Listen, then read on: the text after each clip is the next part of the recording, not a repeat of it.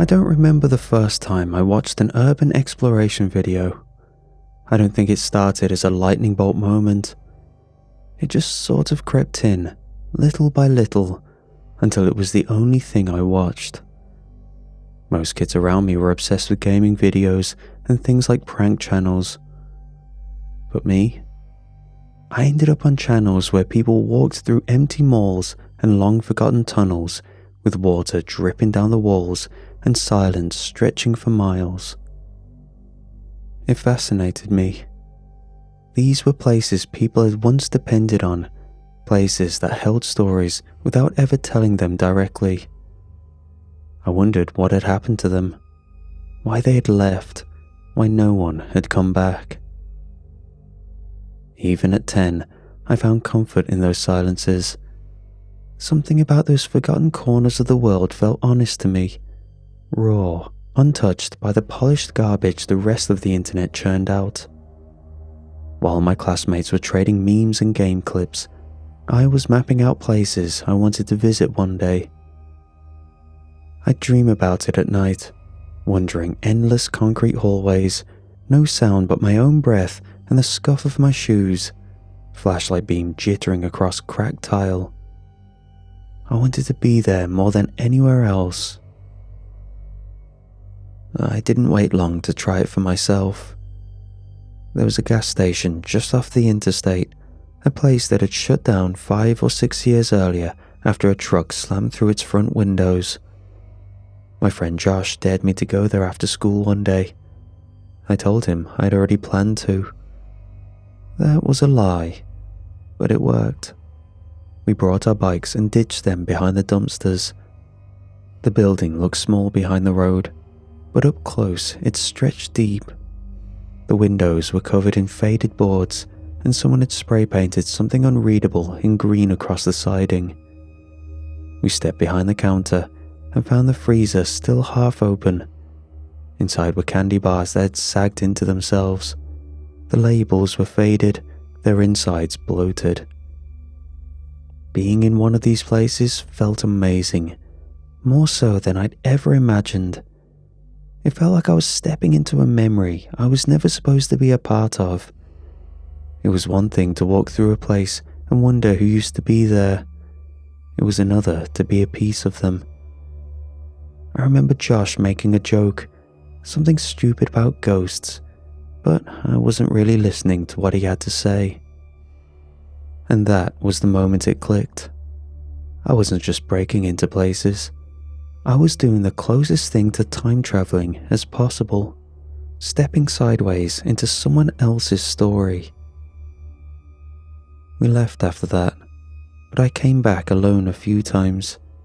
Never told Josh. I didn't need his or anyone's company. A couple years later, I'd find Grayson Vance. His videos were really simple. He'd start with a quiet drone shot over a deserted property, then ease into narration. It felt more like a documentary than a vlog. I'd never seen him try to do that whole ghost story cliche that most content creators seem to try nowadays. His camera did the talking. I found his channel late one night while watching a video about an abandoned power station in the Balkans. YouTube autoplay kicked in and landed me on Grayson's tour of a sunken hotel off the coast of Italy. The whole thing was underwater at high tide, and he'd gone at dusk, wading through flooded hallways with his camera above the waterline, narrating it like it was a love letter. I binged-watched his entire catalogue that week. He explored old prisons in Iceland, war bunkers in Belgium, collapsed schools in the deserts of Chile. He never acted like he was braver than anyone else. He moved through every place with respect. I wanted to do that too, wanted to be that.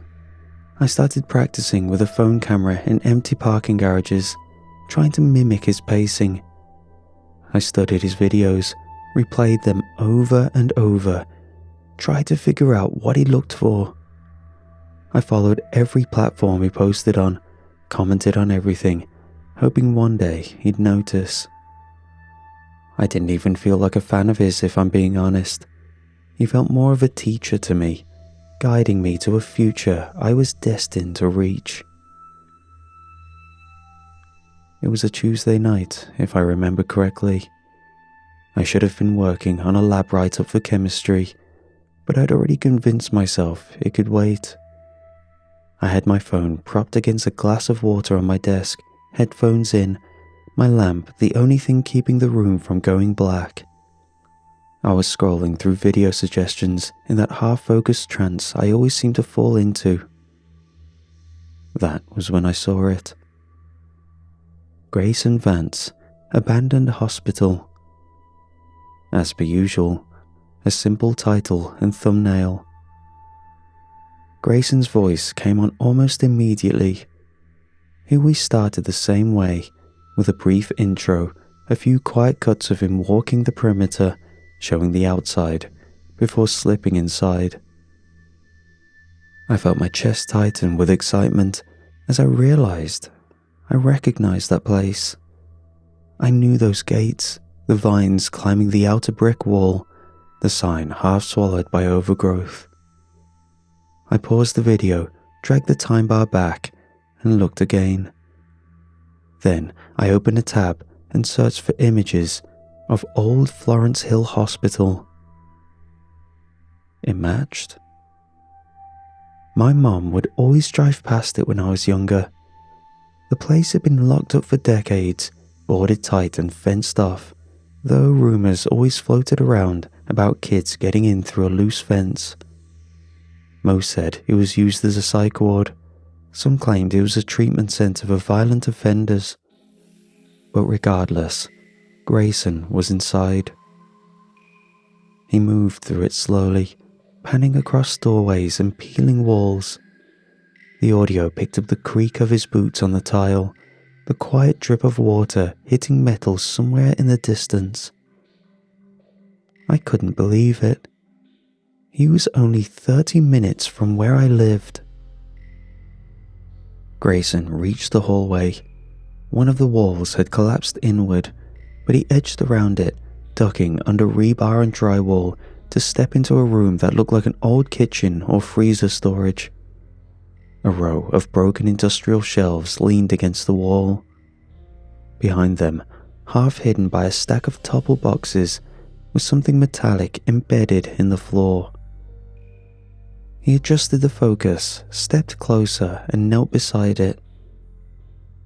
A hatch, bolted down on one side, though the rust made it impossible to tell if it was still sealed properly. The camera angle dipped as he brushed dirt away with his sleeve. Then his voice came through again. "What do we have here?" he said. Could be some runoff tunnel or a different section of the hospital." He tapped it once with a knuckle.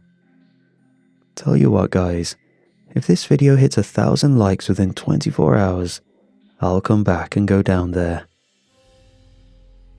He stood up. The video cut a few seconds later, replaced by his usual closing title card. I paused the screen, opened the comment section, then scrolled back to the like counter. 1.2k. I refreshed the page. No new video. I checked his Twitter. No new announcements. Where was the video? I kept thinking about how close it was, how many years I'd spent watching videos of buildings in countries I'd never afford to visit, and now the biggest one of all might be sitting right outside my town, waiting for someone to explore it. I was almost mad at myself for not thinking to go there. But if Grayson was taking his sweet time, maybe I could go first. Maybe even catch him there in the middle of filming. The thought started as a fantasy, but it didn't stay one for long.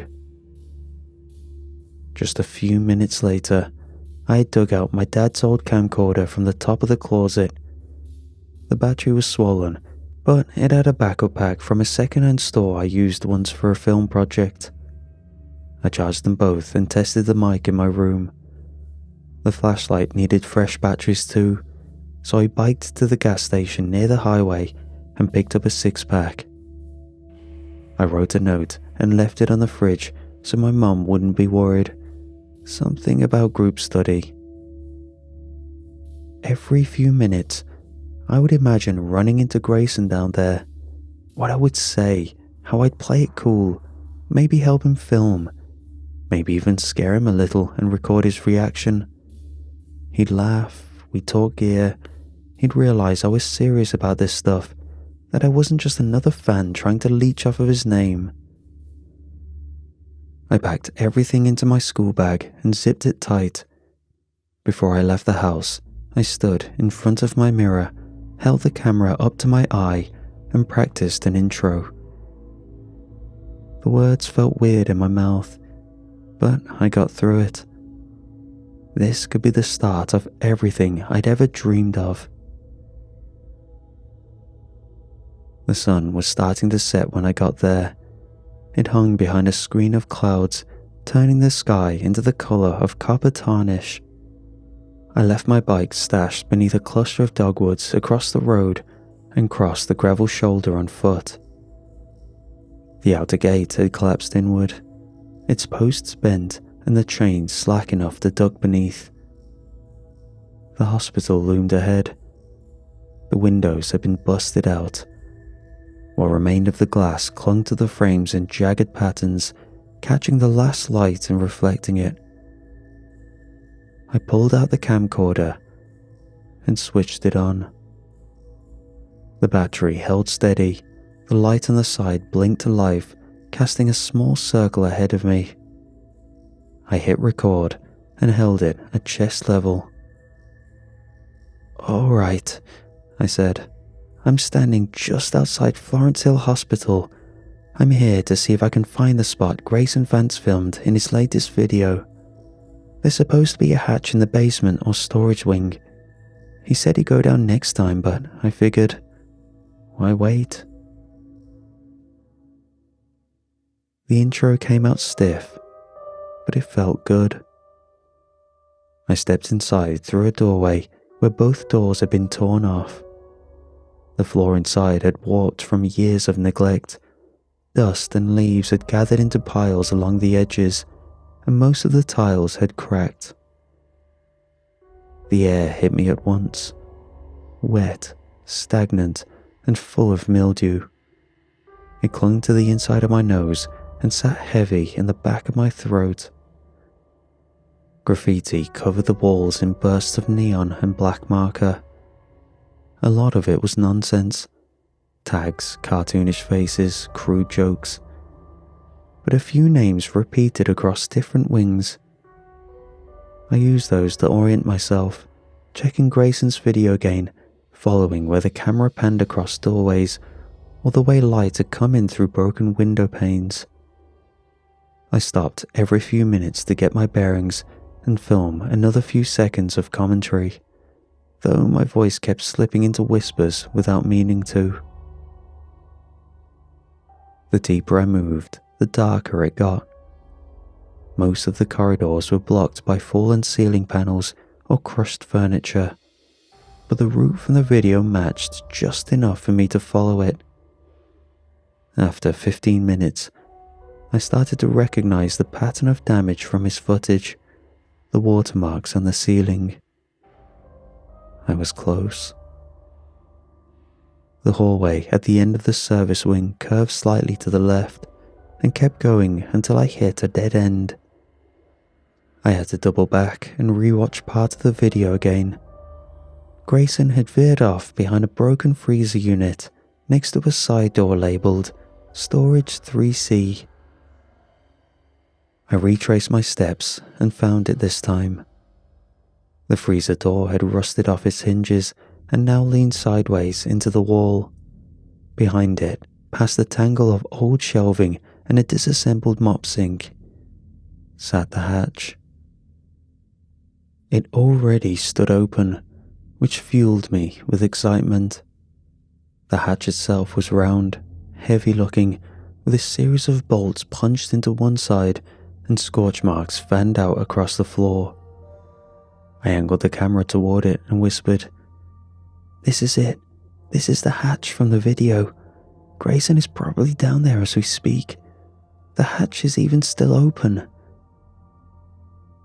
I reached forward and brushed my fingers across the handle. It was warm from the heat trapped in the room. "Let's do this." I pointed my flashlight down. The beam struggled to touch the floor. Only part of it was visible through the narrow gap in the concrete, just enough to show a ladder mounted to the far wall, stretching into shadows. The rungs were metal and bolted into place, though half of them looked eaten by rust. Several bolts had sheared away from the surrounding concrete. One side of the ladder swayed freely when I tapped it with my foot. I stared at it for a while. The camcorder was still recording. I brought it up and whispered to the mic. "This thing is barely holding on. If it snaps, I'm screwed." I turned the flashlight between my teeth and lowered myself down. The metal flexed beneath my hands. Each rung felt slick and uncertain. The bolts moaned with even the slightest shift of weight. A few crumbled around the edges when I grabbed them. My fingers burned from holding on so tightly. Halfway down, I paused to adjust the camera angle, but I nearly slipped doing it. So, I just let it dangle on its strap instead.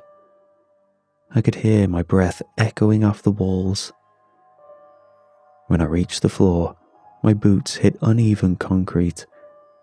The walls on either side stretched into opposite directions. The flashlight beam bounced off metal shelving and fragments of painted wall. I took a slow breath and turned slowly. I was in.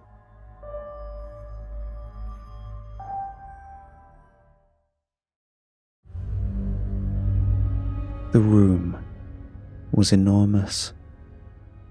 Concrete stretched beneath me in long, uneven slabs. Some sections had sunken, leaving shallow dips filled with stagnant water. Rusted shelving units leaned against the brick walls, their contents either collapsed or covered in sheets of decomposing plastic. A gurney rested upside down near the center, one of its wheels spinning slowly before locking in place with a soft metallic click. I whispered into the camera. "Bigger than I expected. Definitely not a storage closet. Let's see where Grayson is." My light followed a long pipe overhead, thick with corrosion and patched with what looked like duct tape and rubber fittings. Below it, the moisture had pooled into a discolored stain, slick and pulsing with slow drops. Each one landed with a plip. At the far wall, something caught my attention. I walked toward it slowly. My boots sent wet crunches into the dark, echoing back against the walls. The beam of my light lit up the last stretch of space, where the concrete gave way to older brick. The transition was uneven, almost as though the building had been expanded downward after the original structure had already been built. The wallpaper here peeled away in thick, soft curls. Behind it, water-stained plaster gave way to a painted mural. Blue clouds, yellow suns, animals drawn in pastel shapes. A lion with cartoon eyes stood next to a duck wearing a nurse's cap. A giraffe was curled into a bed with a thermometer in its mouth. I scanned across the floor in front of it. The dust of the floor was scattered around, revealing footprints and what looked to be drag marks. Grayson was definitely here. I moved through the corridor as quietly as I could. The walls here narrowed. There were fewer open rooms. The hall turned left and then again to the right, forming a horseshoe path around a closed-off surgery wing. At least, that's what the faded lettering said on the signs overhead. I kept imagining I would turn a corner and see him crouched over a tripod. Eventually, I'd find his camera in a break room. It sat on a metal cart near a vending machine. The camera's glass had been cracked, but it still functioned. The logo blinked once, then faded. I could still navigate the video menu. I leaned closer and whispered into my own camcorder, barely containing myself. "It's his. Let's see what I can find on it. He probably got spooked by some rat and dropped it. Poor guy." I smiled at the lens. My fingers hovered over the playback button. Before I was able to hit play, an alert popped up letting me know the battery was low. Navigating the menu was slow. The buttons stuck.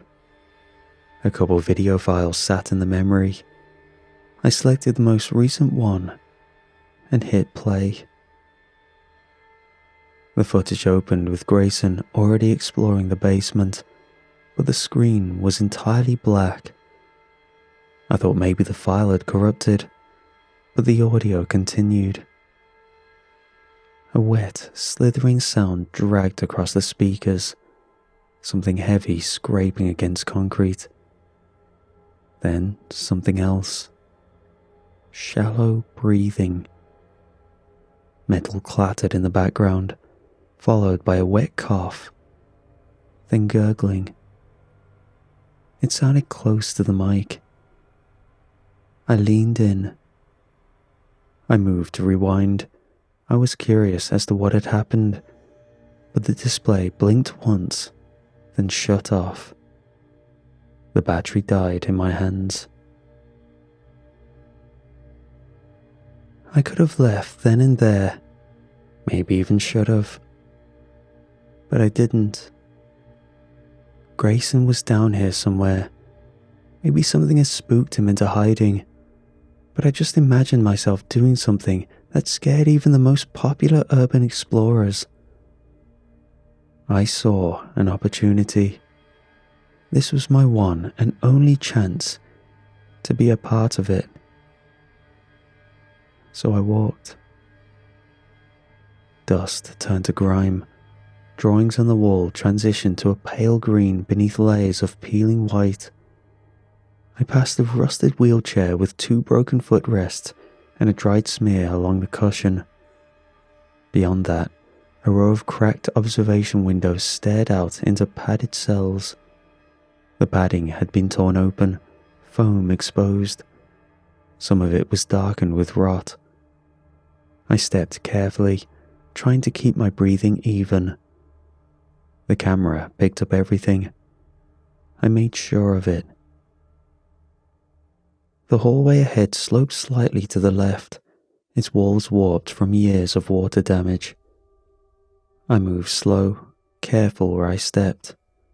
My boots sank into patches of soggy paper that had melted into the tile. The beam of my flashlight shook across chipped paint and empty door frames. I turned the corner. That was when I saw him. A figure stood at the far end of the corridor, motionless, back to me, feet spread apart, shoulders squared. He didn't move. I froze. The light from my flashlight sat on his back. He was too far away to make out detail, but his silhouette was visible enough. My first thought, without hesitation, was that it was Grayson. I whispered into my camera, "I think I just found him." The figure remained completely still. I switched off the flashlight, swallowed the tightness in my throat, and crouched behind an overturned gurney. The glow from my camera screen cast a dull blue over my hands.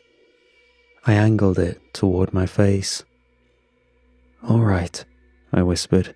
"I'm getting this scare on camera. He probably has no clue I'm even down here."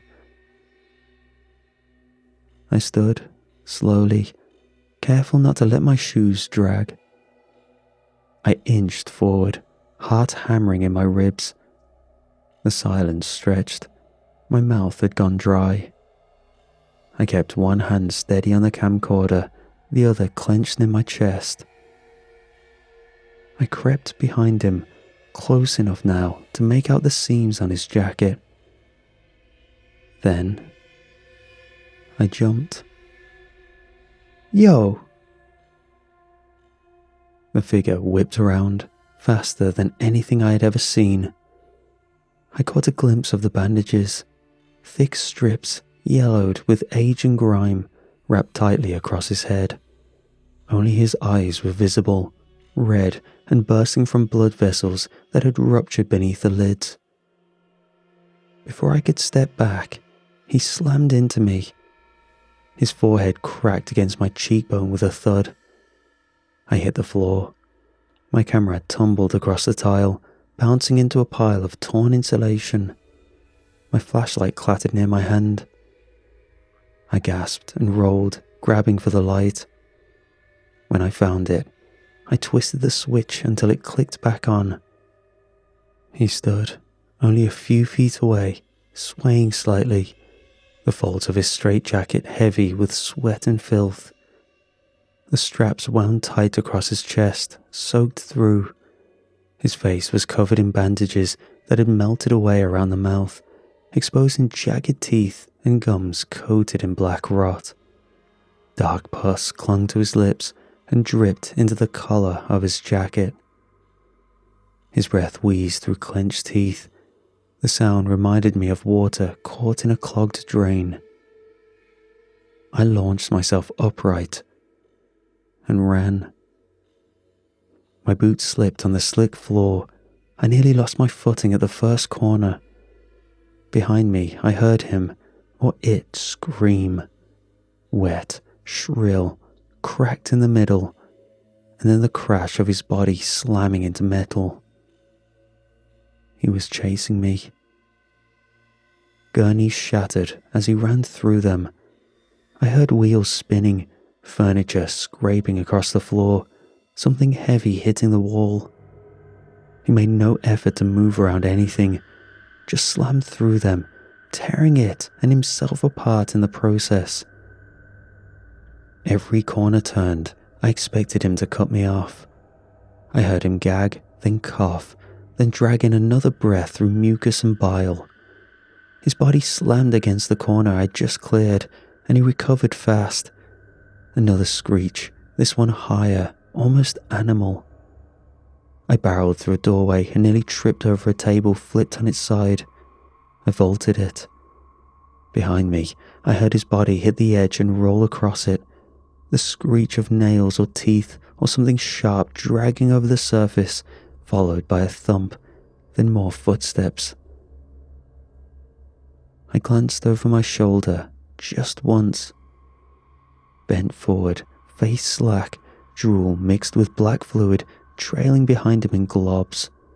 His shoulders rocked with each step, but his legs kept moving. Foam lined his jaw now. I ran harder. Up ahead, light spilled in from the shaft above. The hatch, the ladder. I was almost there. It still dangled from its rusted bolts, swaying slightly. The top half clung to the concrete wall, the bottom half hung loose. The screws along the right side bent, nearly to the point of snapping. I jumped. My hands caught a rung near my chest, and I hauled myself upward, my boots slamming against the wall as I found a foothold. The metal rattled under my weight. The rung shifted beneath my palms, slipping half an inch before catching again. Below me, I heard him. His feet slapped the tile, then something heavier. His full body probably thrown itself forward. A choking gargle echoed upward, long and strained. When I glanced down, I saw him burst through the corridor, hair tangled across his face, the bandages flaring outward as his jaws widened. His arms, still bound in the jacket, thrashed at his sides. He shouldn't have been able to climb. I thought I was safe. But he jumped. His head snapped upward, mouth opening wide. He sank his teeth into the rung just below my foot. His jaw clenched. Then his legs kicked off the floor and he began to swing. He clamped on tight, using his molars and cracked incisors to hold himself steady. His feet scraped against the wall, searching for traction. Somehow, impossibly, he started to pull himself higher. By his mouth. The ladder shook hard. I screamed and climbed faster. My knees struck the rungs, my shoulders scraped the edge of the hatch. I could hear the metal wrenching below. One of the supports snapping with a sharp twang. I looked down once more. He was inches from my boots, lips peeled back, blood leaking from his gums where metal had cut into his jaw. His eyes rolled upward, wide and straining. I swung my foot out and kicked hard. The ladder gave. The top bolt snapped free, the structure lurched to the side. He fell. I pulled myself through the hatch as the ladder tore away, crashing down into the dark. The impact echoed through the shaft, shaking the walls. Beneath it, I heard a wet, snapping sound and something low and guttural. A moan maybe, or a final breath. I didn't stay to find out. I ran until I couldn't feel my legs.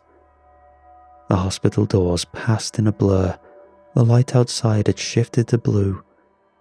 Just before dawn. The air stung my lungs as I pushed past the crumbling fence, falling to my knees in the weeds before crawling through the gap and stumbling onto the road. I made it halfway down the road before my legs finally gave out completely. I collapsed onto a patch of gravel beside a rusted mile marker and lay there until my heart stopped hammering. At some point, I reached the bus stop near the edge of town. I sat on the bench, hands shaking, shirt soaked through with sweat. I thought about calling someone.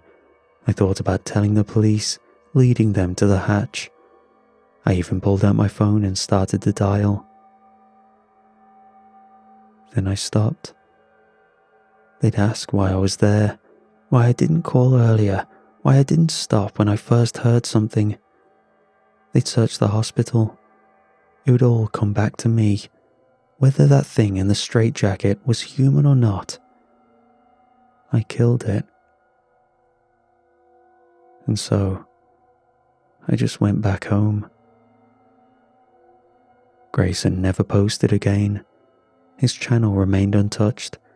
Comments slowed over time, then stopped completely. People moved on. New explorers took his place. And I never went urban exploring again.